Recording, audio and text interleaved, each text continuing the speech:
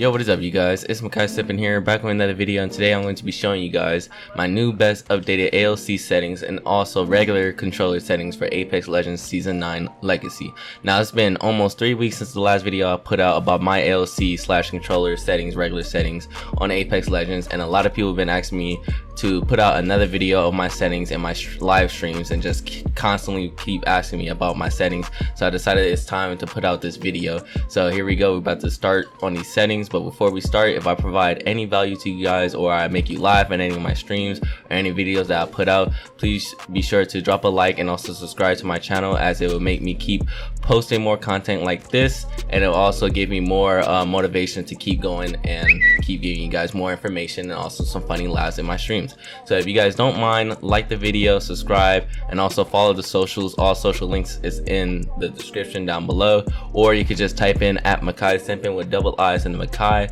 and after we done all of that, we can get started with the video. Alright, so now the first thing that we're at right now is the gameplay, and I'm going to tell you guys everything, you know, step by step, whatever. And the first thing is interact prompt style, which is default button hints on. Now the reason why I have button hints on is because it will remind me for every little thing that I do not know from like off the bat. For example, like I always say in every settings video that I put out, if I don't have my gun holstered while I'm in the storm or the ring, outside of the ring, and I'm trying to get back in the ring but I'm running with my gun not holstered, it would tell me to hold Y so I can keep my guns holstered so I can run faster. That's why I always have that setting on, so it could just remind me for the little things that I don't keep in mind, because you know I'm panicking because I'm outside the ring or people is like fighting me, so I don't know what's going on. So that's why I keep those button hints on. Alright, so now for the next two things that we're on is crosshair damage feedback and damage numbers, which is for damage feedback you keep it on off, and then for damage numbers you keep it on stacking. Now the reason why you have to put those settings as it is right now is because it will help you see the enemy better, like clear. It was like the whole thing is clear without anything in the way. So I'm gonna show you like a before and after of how it looks like when you're shooting enemies with those settings on and off. Because the reason why you need the crosshair damage feedback off is because you don't want that big X in the way, because look how it looks like when you're shooting without the X in the way. Like you can see the whole body without the X in the way. That's why you should keep that off. And then also the reason why you need the damage numbers on stacking is just because it's the best thing. It's also not a lot of information in the way if you have it on stacking, because this is how it looks like if you have it on both or floating, and then you have the X or like the damage crosshair damage feedback on X. Just look how it looks like. Let me reload the gun. Just look how that looks like. Just look how much stuff is just in the way when you're shooting at a target, and that's really bad if you're also far away. Because just look how it looks like if you're far away, and like see, that's just terrible if you have those settings the way they are right now. The damage is just going to be in the way, and then also the crosshair is going to be in the way too. But what I recommend is that if you really want the crosshair damage feedback on, just leave it on X. Don't put X with shield icon. And then for damage numbers, keep it on stacking. Do not change it. You can also put it on off, but then that will just ruin it for you, because you won't know how much shield or health the person would have. So that's why I always leave it on stacking, or either put the crosshair damage feedback on X or off. Alright, so now the next thing is ping opacity faded. The reason why you should have it on faded is because if you have it on default, the pings are really big in the game. So if someone pings something or you ping something, it's going to be in your field of view, and it's just going to mess up everything that you're trying to do, and it's really a bad thing to have if you have it on default. It's also really terrible if you have it on default while you're jumping out of the airplane, you know, the ship, the drop ship, when you're trying to land at a spot, because when people are pinging stuff to land, it's really in the way and you can't see where the enemies are going, or you can't even see where you're trying to go. So that's why you should leave this on faded. Obituaries is on. Mini map rotation is on off. The reason why it's on off is because if you have it on, it just really messes you up, because you would not know where to go if you have this on. It messes up the whole thing when you're trying to move to a different direction, and the mini map is not following where you're going when it's on. When I first had this on when I first started the game, because the default setting is on, it just messed me up so much and so bad. That's why I just have it on off. It's basically, you know, the regular mini map rotation in Call of Duty and Fortnite, so that's why I just leave it on off. Don't know what Respawn was thinking when it was on. Next thing is weapon auto cycle on empty, which is on. Now this is a muscle memory thing. The reason why this is a muscle memory setting is because if you have it on, you just leave it on if you don't have to press Y every time you're shooting a gun. And what I mean by that is that, look at this, for example, let's just take all the ammo out. So if you're shooting a person, for example, and you have no ammo in your R301, so it's just 0, just 18 bullets. Say you shoot a whole person with the mag, it will automatically switch to your R301. Now this is bad and good. It just all depends on muscle memory, because if you have it on, that means you don't press Y when you switch your weapon, knowing that you're out of ammo. And that's why I leave it on, because sometimes I don't know if I ran out of ammo, so I just need the gun to switch for me. But for the people that always press Y or press triangle or whatever button they press to switch their weapons, they know that they're about to run out of ammo, so that's when they press Y. But when they have this option on and they press Y anyway, this is what happens when they press Y when they run out of ammo. This is what happens. They just switch back to the ammo with no ammo at all. And that's why people leave it on off when they press Y to switch a weapon when they already ran out of ammo, is because their muscle memory already knows that they're about to run out of ammo and they need to change guns soon. So that just messes up their whole flow when they're trying to take down an enemy. So it's basically on muscle memory. If you tell yourself to press Y when you need to switch to a different weapon, then just take this off. If you don't tell yourself to press Y or triangle to switch to a different weapon when you run out of ammo, then just have it on. Next thing is auto sprint, which is on, and then double tap sprint, which is on off. Now the reason why these settings are the way they is because if you have it on, what is it again? If you have auto sprint on off and double tap sprint on, it just messes up your whole way of movement in the game. You won't be moving like the tryhards out there that plays this game, because for example, if you have this on auto sprint on and then you take the double tap sprint, you won't have to do the unnecessary things to try to sprint every time you try to run away from an enemy team. All you got to do is just move your left stick just like that and you automatically sprint. You don't have to double tap, you don't have to tap it at all to sprint. All you got to do is just move and you're automatically sprinting. If you have this on double tap to sprint, you don't want to have to keep clicking every time you're running. It's just really annoying if you're trying to double tap to run. And then also, if you have auto sprint on off, that means you still have to tap it instead of double tapping to sprint, and that's also another unnecessary thing to do when you're trying to run away from teammates or trying to run to a team to fight. So that's why I just leave the settings the way they are right here. Alright, next thing is jetpack control, which is a new setting ever since Valkyrie came in. Now what I heard is that if you're a Valkyrie main, you should have this setting on toggle, as it will make you fly higher, fly faster, and you will have better control over her jetpack if you have it on toggle and not hold. Incoming damage feedback is on 3D. It doesn't really matter which one you have it on. I leave it on 3D. Taking damage closes death box or crafting menu. Now this is another thing which you have to have it on off. It's another important thing. You have to have this on off is because if say you're trying to armor swap or try to grab ammo out of a death box and someone shoots you, it's just automatically gonna closes your death box. This is really bad for you and your teammates. Is really just bad if you have this setting on, because if you have it on off, they can shoot you no matter how many times they can, but you'll still be in the death box menu if you're trying to armor swap or get ammo. And then as soon as that person hits you and take all your armor off, all you gotta do is just switch back and then you got full armor already, and then you could go back right into the fight. So that's why you should leave this setting on off. Hop up, pop up is on. Streamer mode, you don't really have to worry about any of these unless you're like a popular streamer, but I mean, what popular streamer is watching my video? Tears. Now accessibility, this is another thing. I made a whole video about this. If you want to go check it out, how to make your game better, it's one of my top videos on this channel. It's at 210,000 views. I'm so grateful that that video blew up like that. But yeah, I'm gonna just tell you like a short thing of what you have to do.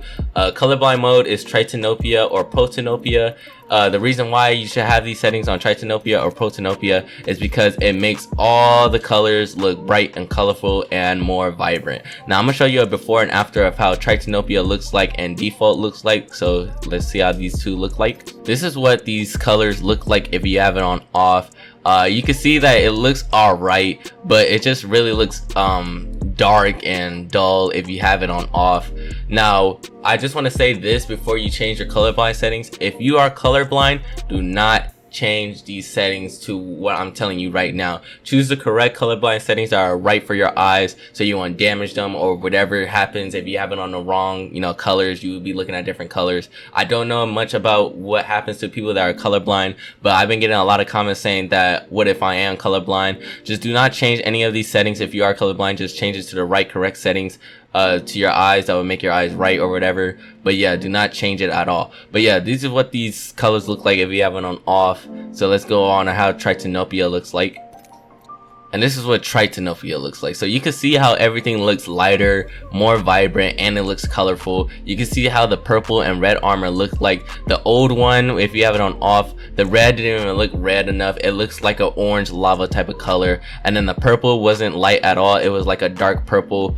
Really dull colors if you have it on off. That's why I just leave it on tritanopia, because all the colors are just vibrant looking. Alright, next thing is subtitles, subtitle slides, blah blah blah. You can skip this step, but what I recommend is having subtitles on, because sometimes I cannot hear what the players are trying to tell me or pinging, and I just can't hear at all because I'm fighting. So that's why I have the subtitles on all the time, so I can just see what is going on, because sometimes I cannot hear what my teammates are trying to say when they ping stuff. People in my stream always tells me why I have subtitles on, and this is the reason why. It's because it just makes me, more aware of my surroundings and what is going on when people tag the stuff that they're trying to tell me to pick up or what I need. Alright, so now finally we're here in the main event, which is the controller settings. But before we get to the ALC settings and the regular settings, I'm gonna go from top to bottom. So for button layout, I leave it on default. But if you are a Fortnite player and you don't really know the Apex controls, you can leave it on button puncher, as because Fortnite you crouch with the right stick. And yeah, that's pretty much why you can leave it on button puncher, because Fortnite players crouch with the right stick. But if you're just a regular Apex player or Call of Duty player, you can just leave it on default. Stick layout, I have it on default. Interact reload button, I have on tap to use and reload. Now there's two ways you can have this on. Tap to use and reload is just for the people that is fast paced and like to pick up everything that they see in their way. So you see how I grab all those items really fast and quickly. And the next thing for this option is hold to use and tap to reload. Tap to use and hold to reload, which is so you won't have to open doors when you're reloading, or try to pick up something that's right next to a door and you're trying to hide yourself from the enemy squad.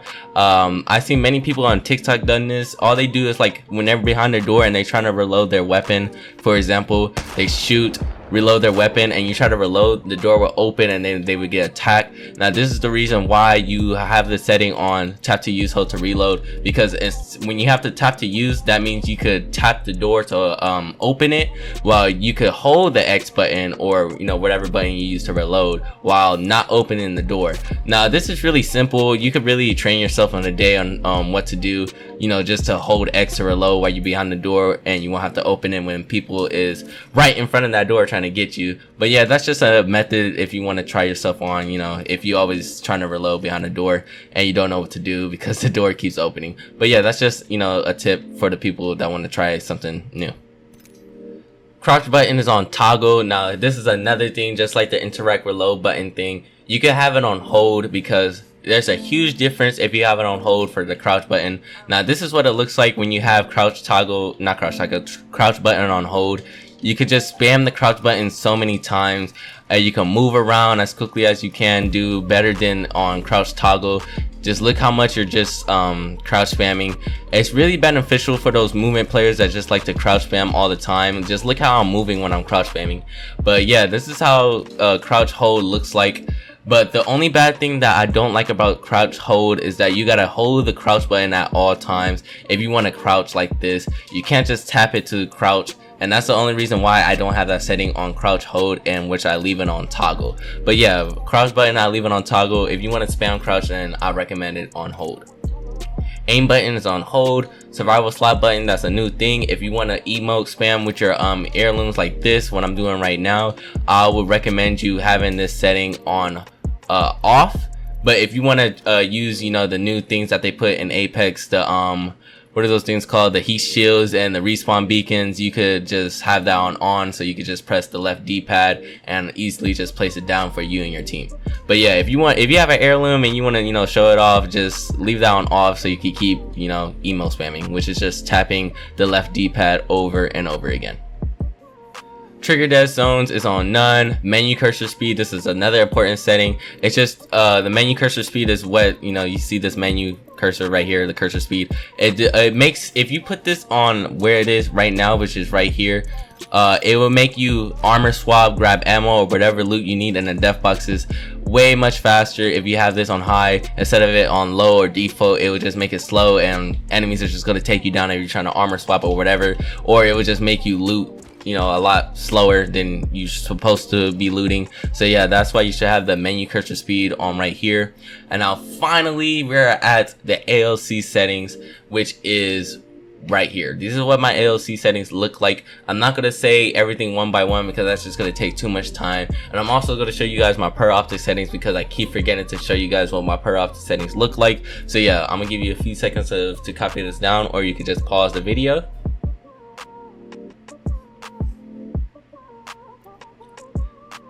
And this is what the other half of the settings look like right here. Give you more time to look at it, or you could just pause the video. And then this is what my per optic settings look like. I'm gonna give you more time to look at it, or you could just pause the video. Alright, so that's what my ALC settings look like. And then this is the settings I also use when I want to take a break from my ALC settings. My settings are 6 to 5. It's really balanced for me. It's not too high, not too low. Perfect settings for the people that are just trying out the game. And then I don't use per optic settings because they sometimes mess me up when I leave it on, regular settings, default settings. But my ALC settings, they're perfect for me because I can customize how fast I want the per optic settings to look like. But for regular settings, I don't mess the per optic settings at all. Respawn curve is on classic. Look dead zone is on small. Movement dead zone is small. Inverted look off, and vibration is on. But if you want to not have that feeling, like what PC players feel like when they're shooting, I recommend you having the vibration on off. Alright, so I'm taking too much time in this video, so I'm not going to explain these. I'm just going to show you what I have for video settings. For brightness, I leave it right here because it's not too bright and it's not too dark. And I can also see what people look like when they have dark skins and shadows or camping in corners. So this is the perfect brightness slider settings for me. Field of view is 108, not 110, because 108 is just perfect for me. I'm also going to make a video about this in the future on how to control your aim when you have it on high FOV, because many people leave FOV on default or either medium because they say, oh, they can't see the player and they can't aim correctly because they're too far away. But yeah, this is what most tryhards are using right now for console and PC, max FOV, but what I leave it on is 108. So yeah, please put the field of view on 108. And then the final thing for video is sprint view shake on minimal. Now for the audio settings, this is also not important, but I'm just going to go through it really quick. Master volume settings is 100%, sound effects volume is 65, dialogue volume is 90%, music volume is 20%, lobby music is 25%, and then voice chat off, and then convert incoming voice to chat text off. Alright, so that was it for my settings, you guys. I hope these settings helped you out. I got a lot of positive feedback on the last settings video that I put out a couple of weeks ago. It got 12k views and also 200 likes. A lot of positive feedback, people telling me that the settings are great. And yeah, so just tell me if these updated settings were better than the last ones, or just tell me if these settings were good to you overall. But that was pretty much it for this video. Don't forget to like and subscribe, and I'm out of here. Thanks for watching.